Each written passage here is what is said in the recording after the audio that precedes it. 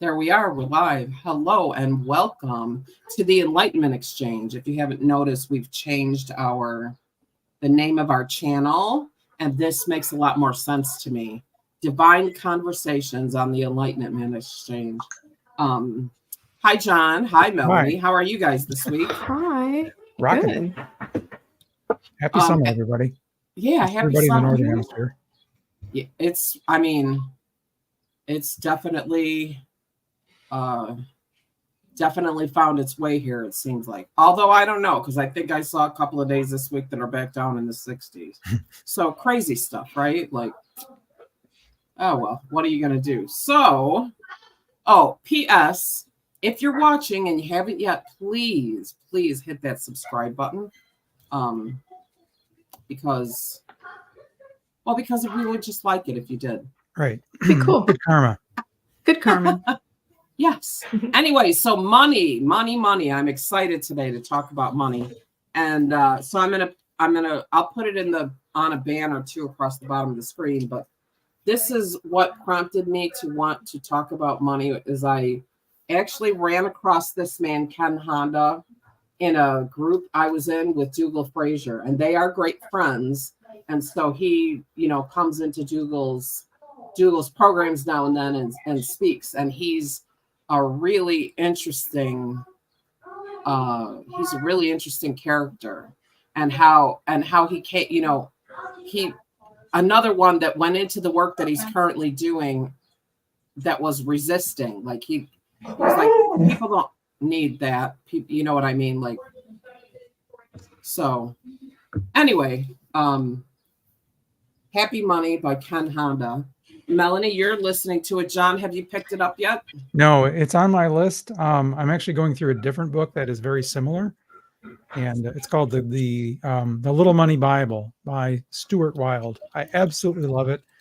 I've got it both written and audio, and I'm listening to it for a second or third time. So, and a lot of the stuff you're saying, it's because first of all, it's very short, and secondly, it's really, really good, and a lot of the same themes as the Happy Money Bible, Happy Money book. I mean. The Japanese art of making peace with your money. So I know that you're far enough in, Melanie, that you've gotten to the concept of happy versus unhappy money. This is the first thing that I'm interested in talking about, because as he was going through the list, which of course I had marked out for myself, and then did something just happen on the screen? I think I hit the space bar. Yeah, I'm like, it blipped out. So the idea is happy money versus unhappy money, and happy money attracts more money, and unhappy money doesn't, basically. Mm-hmm. And I mean, as I read it, I was like, oh wow, look at this. So happy money is money that you make by doing something that you love to do, is the really basic idea. Unhappy money is some of the forms of unhappy money are paying or receiving money as alimony after an ugly divorce. Never me. Receiving a salary from an employer for a job you don't like but can't bring yourself to leave. Mm-hmm. Been there, yep, right? Me too. Yep, been there. Unwillingly paying off credit cards with huge interest rates. Well, if I charge down the card, I don't have that one. Receiving money from someone who resents paying you. So in other words, like an unhappy customer who says, you don't deserve it, but I'll pay you anyway. Right. Or stealing money from anyone. And then there was another one referenced here, which is paying taxes. And so I may very well, and I don't know, I'm probably not, but I am one of the few people I know that I actually, when my tax return is finished and I owe, I'm like, great, that's great. Why? Because that means I made money.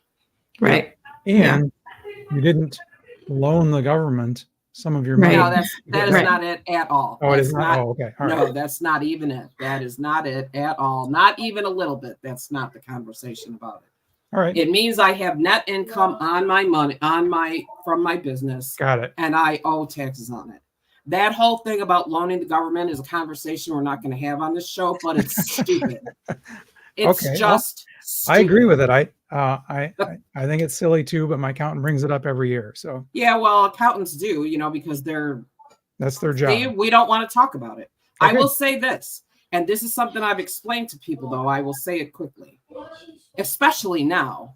How much, if you get a $4,000 refund at the end of the year because you're saving money for a vacation, let's say, and you want this $4,000, or actually, I used to have somebody that had a big enough refund to pay their real estate taxes. They had their withholding set up so that they could pay their real estate taxes.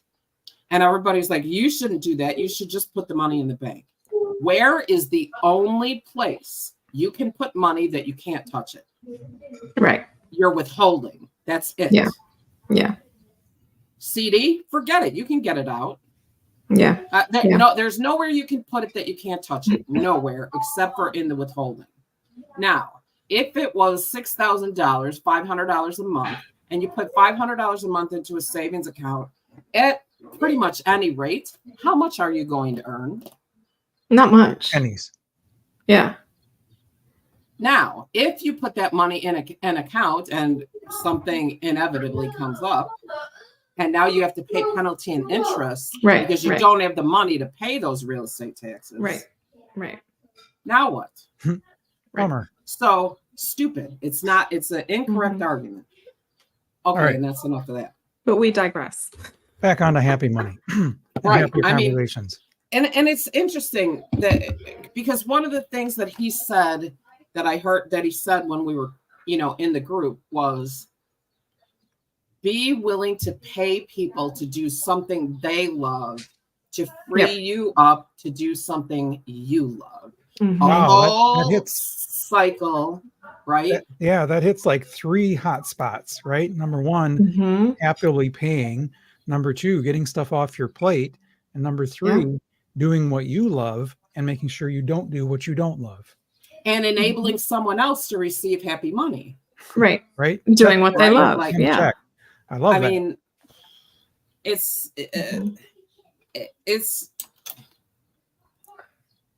if everybody could see it that way. Right. If only everybody could see it that way, because I mean, how many entrepreneurs do you know that, complain about having to pay like what is it? Processing fees. Oh, like credit processing? Yeah, like Square or PayPal or whatever. They want to but you know what? If there wasn't Square or PayPal, because I primarily do my work online, right? How are people going to pay me? Right, you have to take cash and mail it to you. Right, and I'm not good for that. I don't, I'm not good for that. Been there, did that. Right, and it, it just logistically it just doesn't make sense. But I believe that those companies that do that processing have expenses, and that's what those fees are meant to cover. Right. Now, do I also believe that banks and big corporations gouge consumers? Yeah. But what are you going to do? You can always find a better rate or a better processor. Exactly. So, I mean, I just, when it makes sense to pay people, I think we should. And people don't like paying website hosting fees. They don't like paying, a Calendly fee or, anything like that. Yeah. Subscriptions in general. Right. You're doing something. I'm not saying to like throw your money away. Of course we have to be responsible, but at the same time, that is a tool that you're using to do something, to make money doing something that you love. So that should be happy money that you're spending to pay Calendly or Midjourney or ChatGPT, whoever you're paying. AppSumo. Right. Yeah. Well, I mean, and I'll tell you. Yes, it is. I'll tell you that, the plugins. I mean, I'm in a mastermind group, for the website that I have, and I can't tell you how many people. Oh, can you tell me how to find a scheduling plugin? But I want it to be free. Or can you tell me how to where I can get a Facebook events plugin? Oh, but I want it to be free. But here's the thing, if you're putting that energy into everything, I want it to agree be with free. you. I want it to be free. I'm not going to pay for it. I'm not going to pay for it. You're putting that energy into your business. So what kind of a clients are you going to attract? Exactly Clients right. who want it for That's- free. Right. Well, and that's, I mean, that's the That's truth, true. right? Yep. Mhm. And Mhm. so in his concept that, money is energy, I always have thought, actually, I heard, I don't remember who said it. I always like to give credit if I can remember who said it, but someone said, in conversations, the concept of fee, the word fee and the acronym fair energy exchange. Fee. I love So your that. fee Yeah. is a fair energy Mhm. exchange. And that's Mhm. really, that's what he's saying is money is energy. So do you Right. want to be surrounded by happy energy or unhappy energy? But can I say Exactly. something about increasing your fees a minute? I just heard this the other day, or no, this morning. It was in a blog I was reading, and the guy's an entrepreneur, business guru, and he says, a lawyer that charges $1,000 an hour is not 10 times smarter than the lawyer that charges $100 an hour. I was like, Right. that's That's true. true. He just knows his worth. Right. Exactly. That is exactly the point of the post. I was Well, like, right. I well- mean, there is that, and then he may have a professional office in the loop where, Yep. You know what I mean. So, but that's it. It's not, and I think that's a concept that we have out there that that's out there that 10 times better. Yep. Yeah. So anyway, it kind of made me go, oh, that's a good point. And there are people that know as much as I do or less that are charging way more than I charge. And so his point is, be thinking in that direction. And there's a lot of mechanics involved, but No, right. I mean, even like for example, I do income taxes and I get paid well to do income taxes. But I remember when I first started doing it, I was like, oh, but it only takes this long. So how do you justify? And then I thought about it and I thought, no, you're not paying me for the time that we're sitting together. You're paying me for my experience and Yeah. my education Yep. and my learning and my, the 25 years that I've put into it.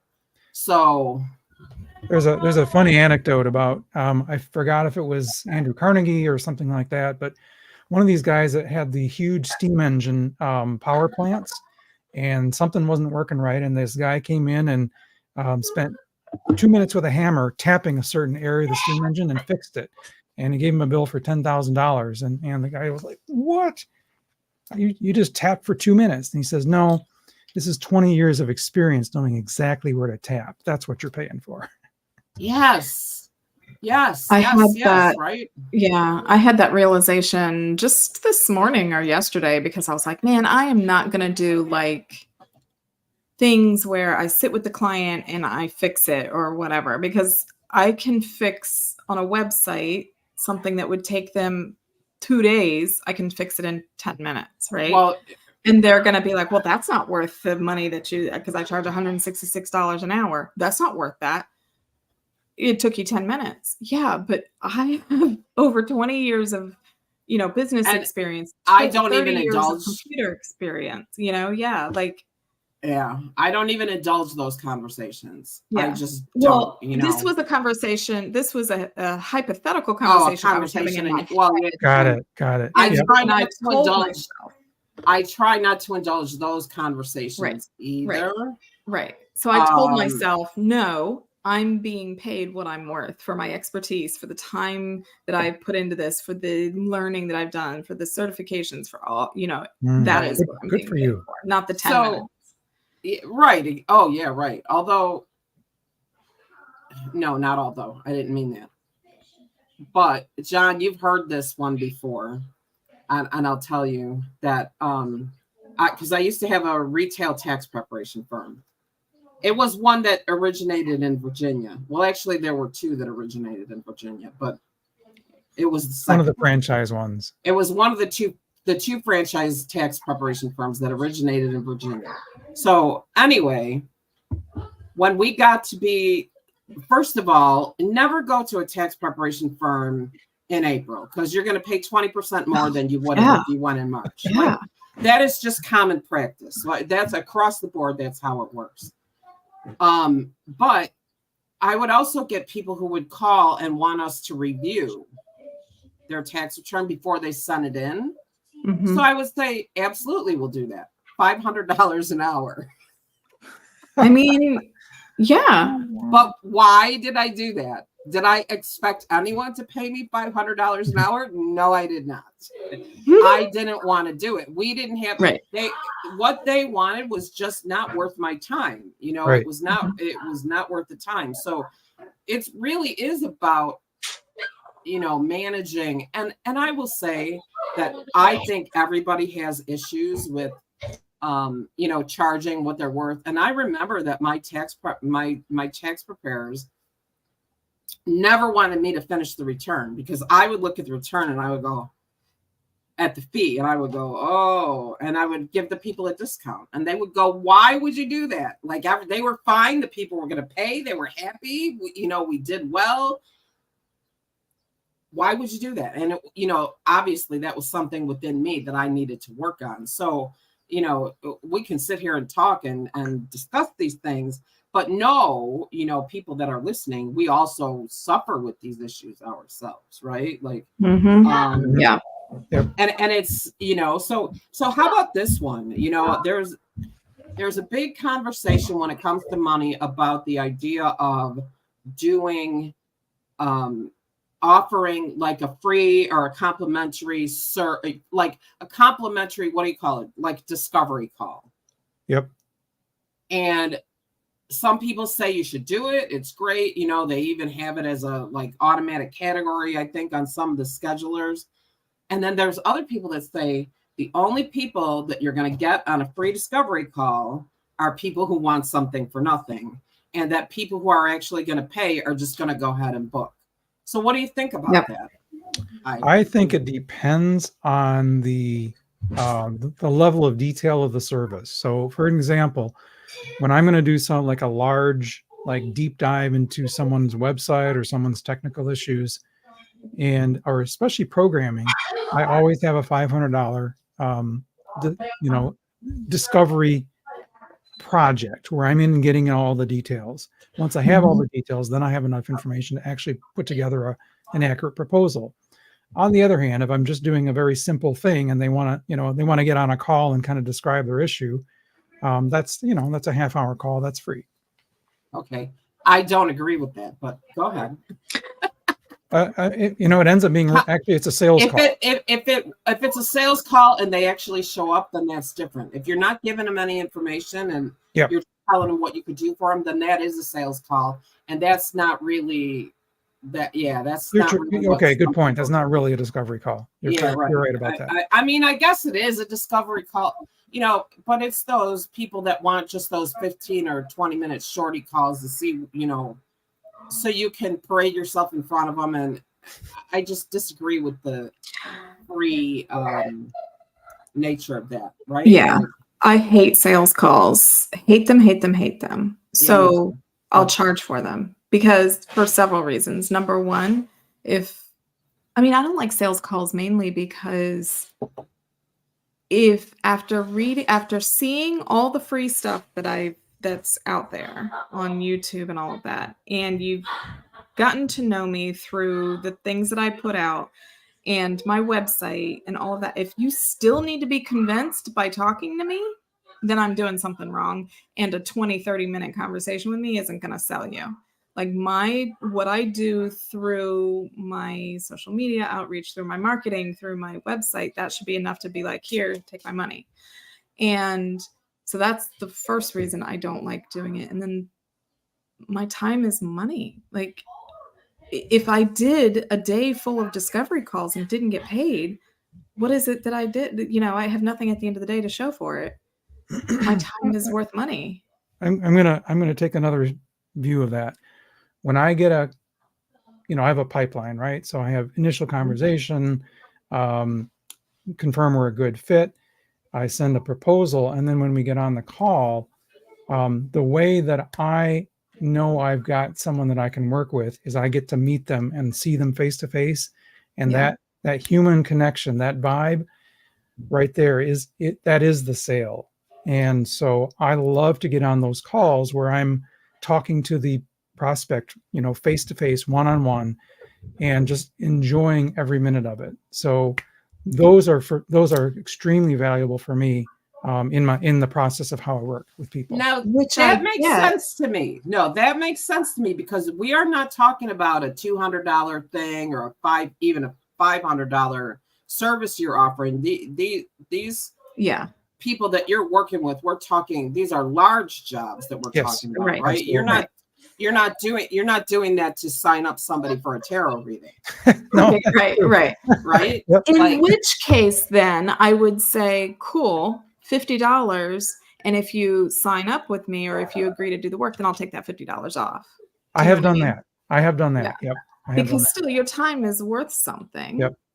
You know, By the time I'm ready to talk to someone one-on-one, I've already got the vibe. you've And I already got the know that, vibe. Yeah. I know it's going to be worth my time. Yeah. Right. For the most part, not all the time, but yeah, interesting. I mean, Interesting you thought. can't. I mean, obviously. So now that you listeners, you've heard that there's kind of 3 different ways, and I think there's a different application for different types of work, right? So Mhm. now, if we move into move the conversation out of the tech work and into like the spiritual entrepreneurship work that some of us do, and some of our listeners do. Now address that question of a free discovery call. Right? It's a different thing, I think. Yeah, it is. When I get a tarot reading, basically they book online. It shows up on my calendar. I show up and here we go. Yeah. And there's never, but it's a what, an $80 or $100 commitment, not thousands and thousands. Right. And I think then that's an entirely different ball thing. game.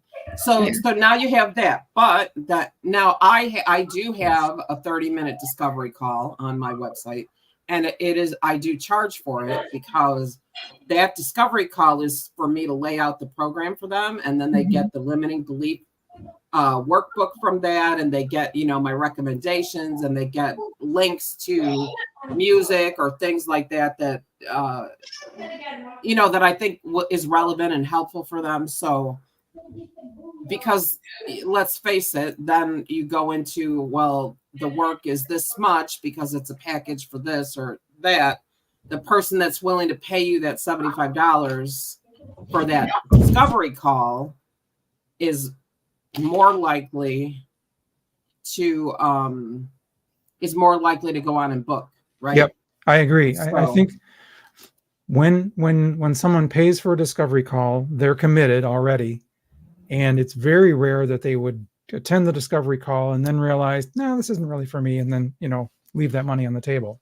Right, but if they did, that's okay. Yeah. Right. And right. Now you've been paid for that half hour. Yeah. And you've given them some value for it. Given them some value. And not only that, but you've had the opportunity to talk to them before they commit to something larger.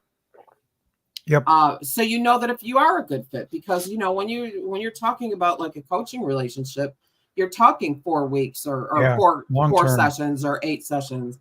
And if you're not a good fit, and let's face it, not everybody's a good fit for me, not because there's anything wrong with them, but because I'm not really a good fit for them. Some people just can't handle the bull in a china shop that I am, which I'm okay with that. I like you just the way you are, Angie. Thank you. Let's see. So we have Coventina listening. She also talked about resolving past life issues. So I want to make sure that we get to that a little bit. But her comment is she had a complimentary call that went over, and she requested a way to pay them for that time. So she took on a complimentary call. See, now this is not everybody will do this. She signed up for a complimentary call that went over, and she wanted to pay the person. Yeah, I wonder if I know the person she wanted to pay. But anyway, and she never wants to feel or appear that she's taking advantage of someone. And see, that's another. But I don't know. I think there's less people that are like that than not, if that makes Yeah. sense. And but wouldn't it be lovely if we could just know that people felt that way? Mhm. Yeah. Hey, I got a question. This is something that came up in the Little Money Bible. So Stuart Wilde says, never refuse when someone wants to give you something, whether it's take you out for dinner or give you a free, gift, or he says, if you refuse, you're telling the, or finding money on the ground. If you refuse, you're telling the universe, I don't need that, and I'm stopping the flow. But if you do accept the gift, accept the free offer, you're participating in the give and receive. What do you think about that? I agree with that.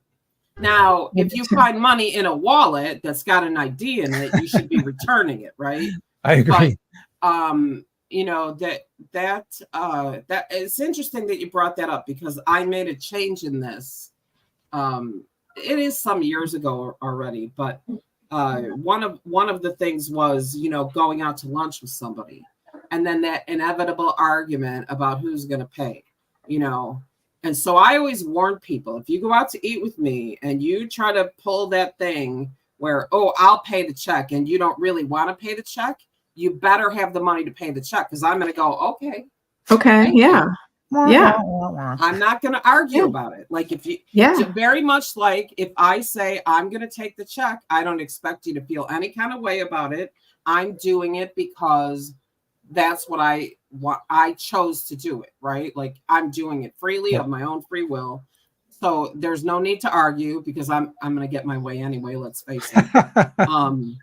My conversation is usually, hey, we're going to go out again, right? We're friends. You take the next one, and that ends it right and there. I have done that. I have done that. I've said, oh, I'll get it this time. You can get it next time. And then it happened, and it was fine. Yep. Right. So, but I think that part of this question is, and it stretches further than just money, is how difficult it is for us as humans in this world, the way we've grown up, with the mindsets that came up through the 60s, 70s, and 80s, even 90s, that we all have just like a super challenge of receiving. Yeah.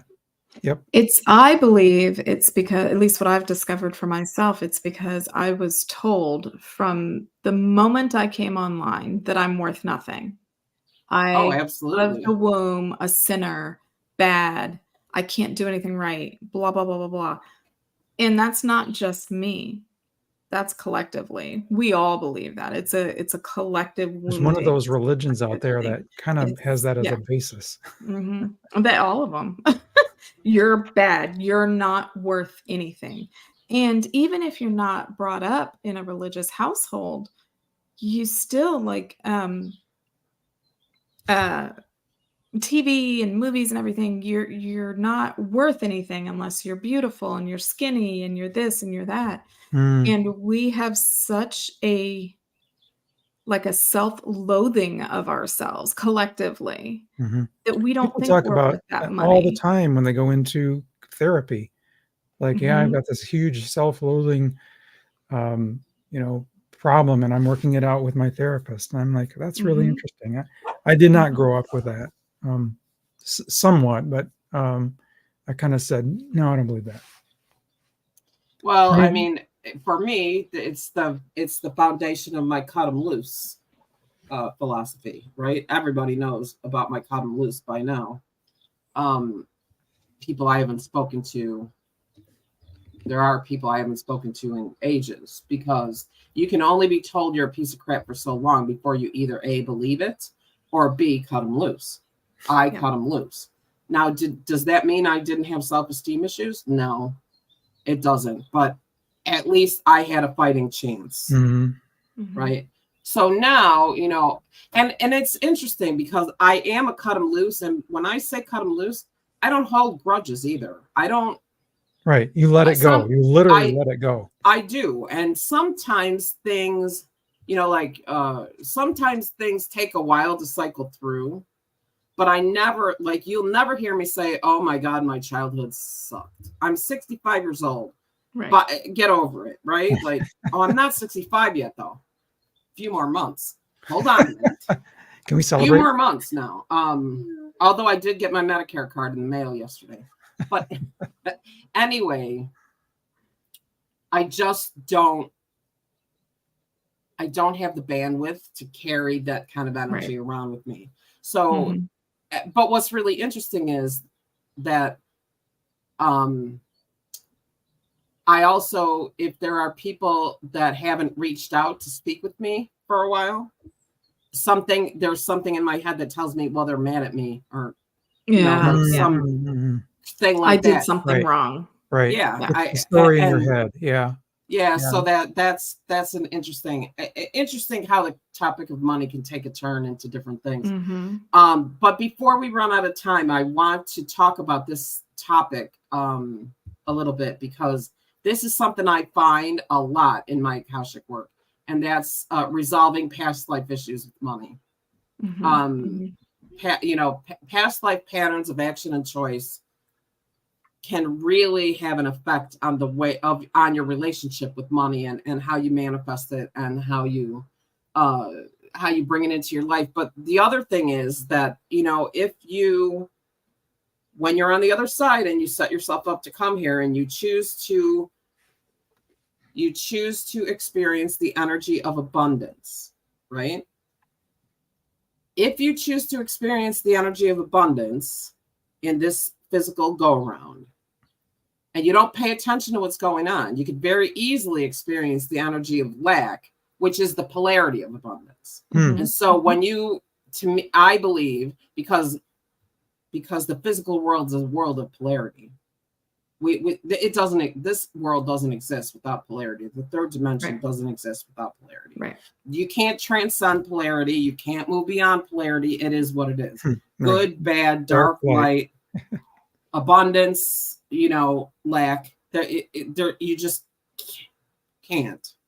So if you choose to come here and experience the energy of abundance, and you find yourself experiencing the energy of lack, then it's really important that you pay attention to that and look at your actions, look at the actions you're taking. Because I find it interesting, people, I want to be rich, I want to have money, I want to have all this money, and then they immediately take their paycheck and drive it to the boat.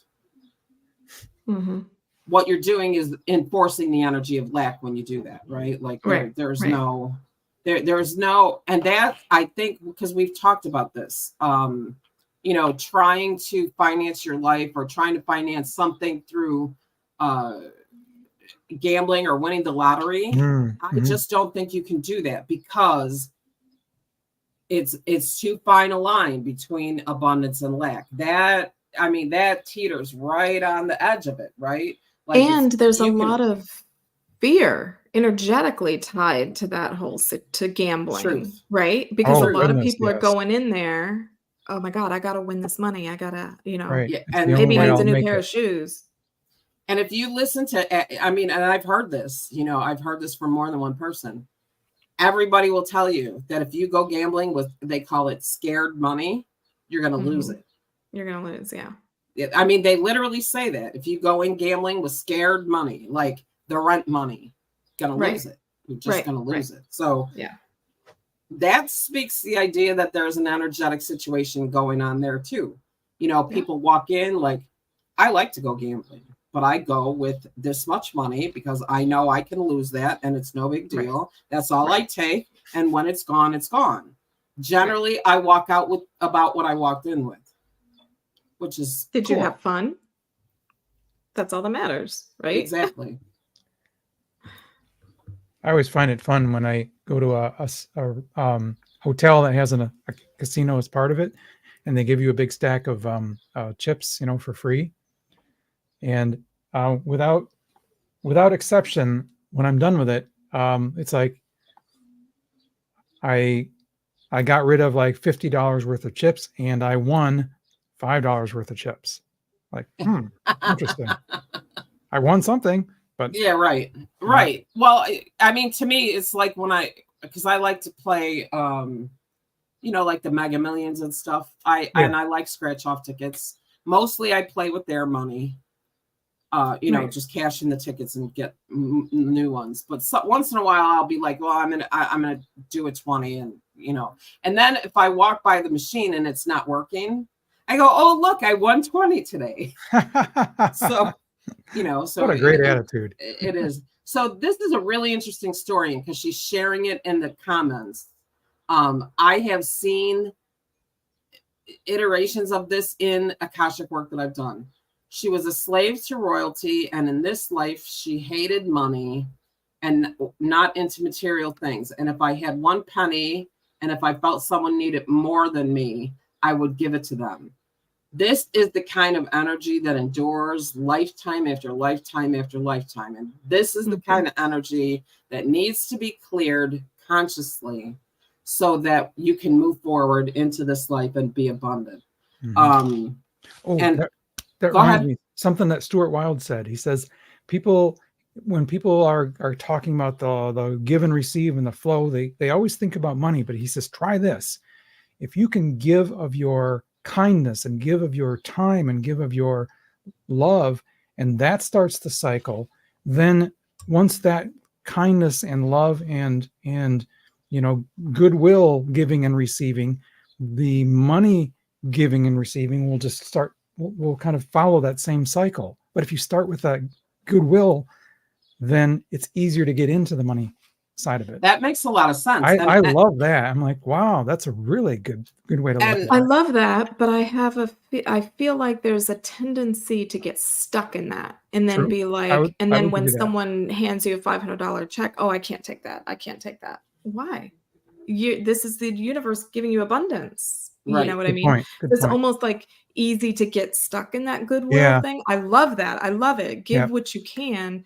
But then when the universe is starting to give you some abundance, take it. Yes. Well, I mean, I think you have to really look at that goodwill as priming the pump, right? Yeah. You're just priming the pump. Precisely. But what's interesting about the whole conversation is, and there is, everybody knows there's a phenomenon of people who win the lottery going broke within a year or two, right? Yep. And it's not anything to do, I don't think, with the nefarious lottery or the nature of that money, right? What I believe it is that those people that win, because it's a crapshoot, right? There's no way you can psychically predict the lottery numbers. If you could, that every psychic would be rich, right? And now I know there's some cases where there have been people that have won based on intuitive processes. Yep. But to win the big lotteries, they just don't do it. And if they could, then the states would stop doing it. Right. Good point. Good point. Once you beat the system goes away. So, but what's interesting to me about this is that people, I want to be rich. I want to be rich. I want to be a millionaire, billionaire, whatever. And nobody thinks about what is in alignment for themselves, right? And so maybe it's not in alignment for you to have $462 million. Yeah, why you would might that not be ready for it? Well, because and if you really think about it, everybody, I want to win the lottery so I can retire. Sorry, pal, you win $462 million. You're not retiring. Nope, now you've changed. There are financial advisors whose portfolios they manage are, 450, half a million or $500 million to $1 billion. So now you just won yourself a full-time job, or you won someone else a full-time job and gave them the opportunity to bleed you dry, right? There's just so there's that phenomenon of getting rid of the money as fast as it comes. And I know for a fact I had a version of this in a past life because I remember it happening. And I've always known every time I've gotten so many windfalls in my life, our whole lives, anytime things got to be some kind of point, some kind of windfall would come along. And I remember always thinking, the windfalls are going to dry up, and they haven't. They still haven't.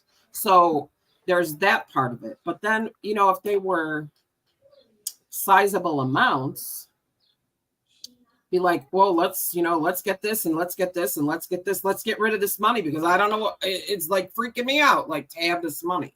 So I can completely understand and relate to this, even if you had a penny and you felt someone needed more. But part of that is also the self-esteem thing, right? Like, remember, you are worthy to have that abundance in your life. Why? So to me, if I'm looking at this as an Akashic reader, this is an interesting story in the Akashic record, but I want to know the story that feeds it. Why do you feel that way? Yep. What's the backstory? So if you were a slave, you were sold, but maybe you were, or maybe you weren't really sold as a slave. Maybe you were taken as a slave, and that really had an impact on what your idea of your value was. You know what I mean? Like, and I'm not reading this person, right? I'm not.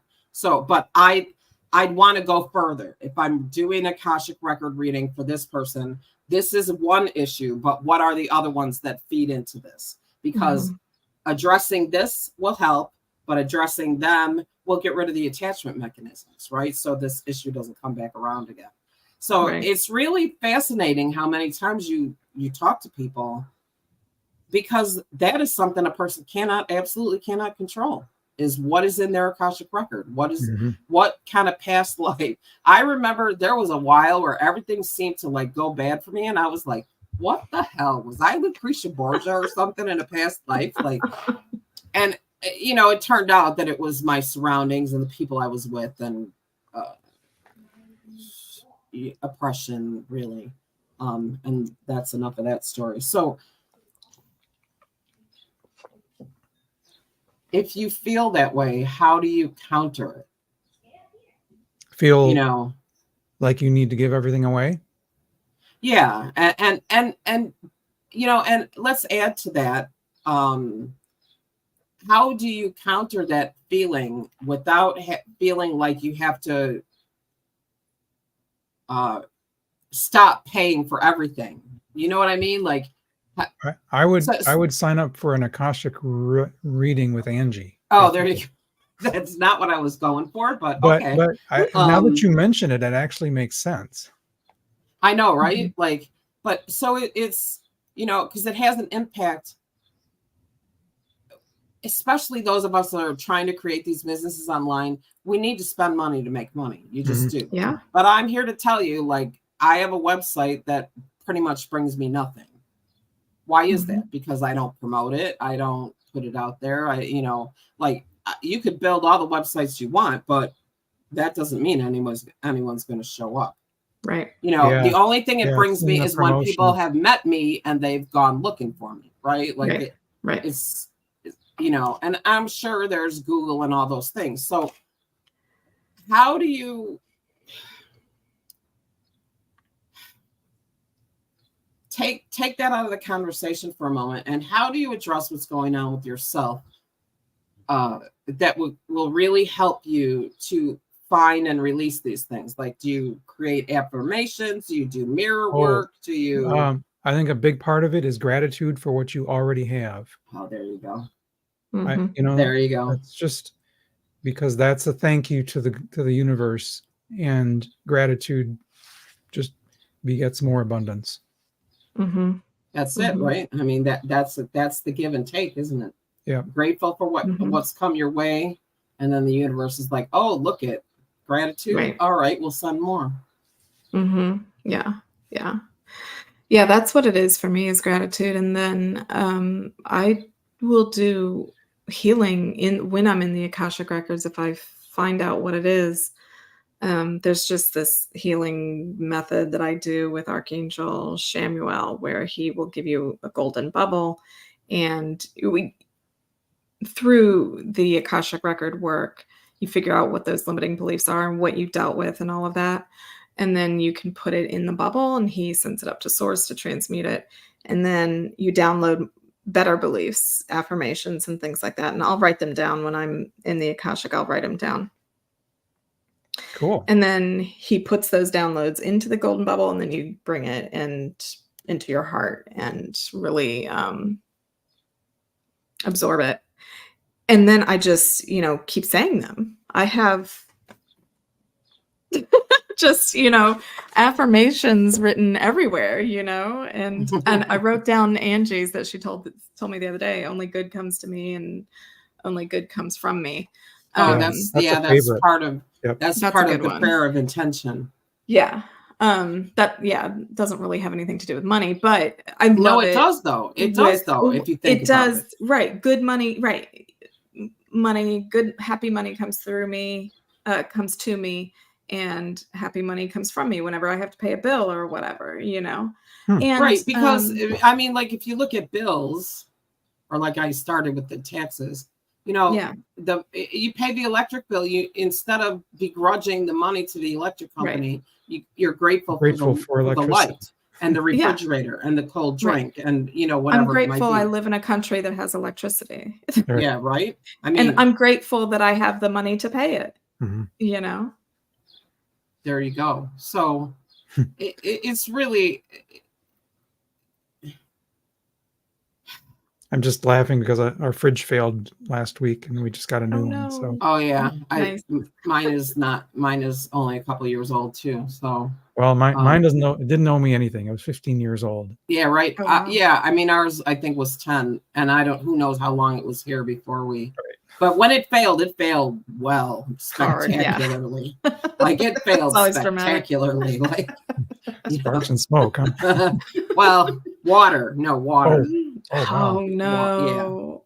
Yeah. So, but it is what it is. I think the last thing I want to address is that years and years ago, because my story is pretty much out there, and I pretty much raised myself from the time I was 16. And I'm not saying I didn't get help from people, but most of the time it was grudging help, right? Yeah. Like, you can stay here, but or oppressive or whatever. Yeah. But I think, and I hope that you both can, kind of just confirm this, is that when you start out, or if you're in a place where abundance is not readily available and huge, you don't have to be there forever. Right? It's this too shall pass. This too shall pass. And sometimes it's more about what you don't do than what you do, right? Like, so, being mindful of that sort of abundance and lack situation, not, just tossing everything out there, but if you just find a way to get yourself in alignment with what it is that you deserve and what you want, and remember your worth is inherent, every step you take forward, things can get easier, and things can get better, and things can, and if you get yourself swallowed up in negative energy and down in the muck and mire, things can also get worse. So, and be open and surrender to how the abundance comes in. I think a lot of us are like, I have to win the lottery, or I have to get an inheritance, or I have to get a high-paying job.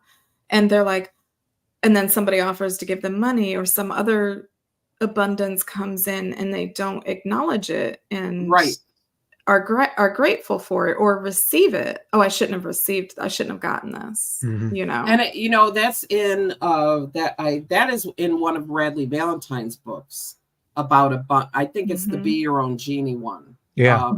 I think so too. In the beginning, where he says, now and the actual experiment that he quotes comes from Pam Grout's book E Squared. Yeah. Where you do the 48-hour exercise and you just tell the universe to show me a sign that you are listening within 48 hours, basically, is the exercise. You could Google it if you wanted to go further. And then you need to be open to how that shows up. You might find a 20 in your pocket, or you might find $5 on the floor, or somebody might call you up out of the blue and offer to take you to lunch. So exactly what you're saying, Mel, is like, be open to abundance when it comes to you in all of its forms. Yep.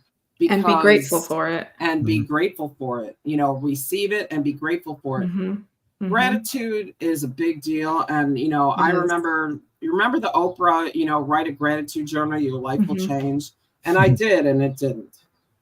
And then I understood after some time, I mean, it just didn't, Right. because it Right. got to be a chore, right? Yes. Right. Yes. And you were So- coming to it ungratefully. right. Right. Basically, like, Yeah. you know, like, Yeah. like, I mean, it would sit and make my head hurt trying to figure out three Yeah. things, Yeah. you know, Yeah. when in fact, the minute you wake up, I woke up, I can breathe, and there's a roof over my head. Like it's Yep. it's no brainer, right? What's interesting to me is that once I figured out that you need to connect to the energy of what you're grateful for. Mm. So when you're looking at, you know, oh, someone took me out to lunch. And if you want to offer gratitude for that, not only to them, but to the universe for putting that all together in your, Right. you Right. sit and you think, oh, how did it feel while I was there? You know, Yeah. how did the food taste? And be grateful for that. Unless, you know, you went to That's yeah. whatever. A horrible Because- place. Yeah, because we have a lot of them around here, horrible places, Yeah. but I've been pretty lucky lately. So, but the idea is that you're connecting to the energy of, Yes. you know, of those things that you're grateful for. And then that is what adjusts your physical vibration. And I do that every night. I just sit there and I'm like, one thing in my day that I'm grateful for. Sometimes it's a horrible day, and all that I can be grateful for is the cup of coffee I had in the morning. there you go. Or that you Other you know, times, other times it's that I, you know, it was a beautiful day, and I sat on my deck, and I put myself back there, and I'm like, okay, how was Mm. it sitting on my deck? There was a beautiful breeze. I heard the birds. That's It good. was, you know, et Good. cetera, et cetera, et cetera. I'm so grateful. I'm so grateful. And then I release it again. Do you know what I mean? Like, okay, I was grateful for it. Now I'm going to let it go. And now I'm going to just move on and open myself up for whatever comes in with right, no judgment right. or expectation. I think that's one of my big problems is I expect I'm going to have this many clients. I'm going to do this. I'm going to this. Da, da, da, da, da. I mean, that's the Capricorn in me. Like everything's got to be Right. planned out. And it's really been a Plan's already lesson for here. me it's really been an opportunity for growth, to learn to just let go of that and be Yeah. open to all abundance, Flow even if and it's detachment. not one Right? exactly. Flow. I mean, Even that's if it the doesn't big look deal. the way I expected. No, because sometimes it doesn't look like how what you expected. It's better. It's better, right? Right. Sometimes We get it's in our just own better. way. Imagine Yep. that. Imagine It's, you know, and so parting thoughts, because naturally we went over again. You know, you get an Shocking. extra person now. We're going to go over. That's just how it is. Right. This is now an hour and a So- half show, and we just end early. There you go. So parting thoughts. Here's my parting thought. When it comes to abundance and what you want, it's really important to be clear on what that is, right? Mhm. Create a clear picture of what it is that you want. Like for example, you're talking about clients. Create a very clear picture of that client. You know, Mhm. I mean, I went for, I want somebody who's, you know, fun for me to work with, willing to do the work, willing to pay me what I'm worth, and open to receiving whatever it is that they need. So, no, I not that people with victim energy don't deserve help, but it's not. I'm not that person. Right? Yeah, You've yeah. heard that before. Yep. So yep. make a really clear picture of what you want. I mean, if you're trying to manifest a new home, make a picture of it. See, you know, like create a really clear picture of it, and then align to it. So that's my parting thought, my Mhm. parting wisdom, and then just That's good. add to it. Yep. It's the visualize part of the visualize, align, Right. surrender. Yeah, visualize and then align to it, and then literally just let go and surrender to however it comes in, because it's guaranteed 9 times out of 10 not going to show up the way you expect it to show up. Nope. It's just not. So- And it's going to be better. I mean, right? And I guess the other thing is, because I've heard so many people say, "Well, I just lower my expectations, so I don't get disappointed." I disagree with that wholeheartedly. Like, I do no, too. raise your expectations, right? Expect Mhm. that it to raise up and meet you. So, Yep. John, I would say, I would ask you when it comes to this kind of thing, because I know a lot of people that listen have cards, draw cards, read cards. What is the question that you ask when you draw a daily card for this kind of? Oh, my questions are usually around something like, what kind of abundance can I look forward to today or maybe this Oh, week? amazing. Yeah. Yep. Amazing. Because I like that. it helps you look in the right place. Hmm. Mhm. Mhm. Helps you pay attention. Yep. Wow, that was amazing. Okay, so Yeah. we are through for today. Thank you so much. We had people who joined us and stuck with us. Yep. Lovely We really conversation today. appreciate those of you that listen and enjoy. So again, if you've gotten this far and you enjoyed us and you haven't yet, please hit that subscribe button so we maybe we can get to 100. I don't know, by July or something. July of Look at the way we're putting it 2030. out there. We will hit. We want to hit 100 subscribers by the end of July. We're going to put it out there in that way. That way we don't divert it when it starts to come our way. Mhm. Anyway, thank you so much for joining us. Thank you so much for listening, and thank you so much for your input. We really, really appreciate you. And Melanie, John, I appreciate you. Thank you so much for taking this ride with Likewise, me. Angie. And Melanie. This has been. I can't believe that we're like a year and a half now, John. We're rocking it. Right. I This is know. part of my life. Yeah, mine too. Aw. Mine too. So, Truly all is. right, everybody. Thanks so much. We'll see you next week on the next live stream.